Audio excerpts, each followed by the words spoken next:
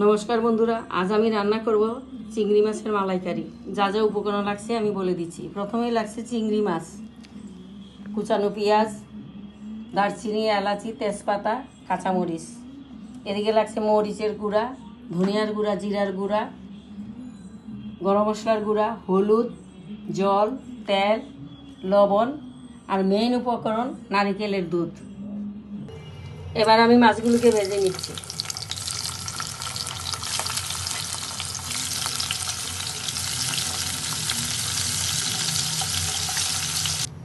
এবার ফোড়নের জন্য দিয়ে দিব তেজপাতা, গোটা কয়েকটা দারচিনি, এলাচি এবং কুচানো পেঁয়াজ।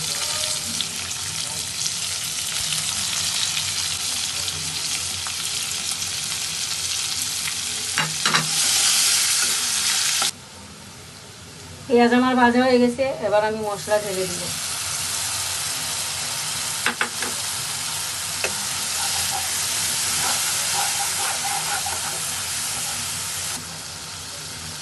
মশলা কষিয়ে আসছে, এবার দিয়ে দিব লবণ, ফালি করে রাখা কাঁচামরিচ এবং ভেজে রাখা মাছগুলো।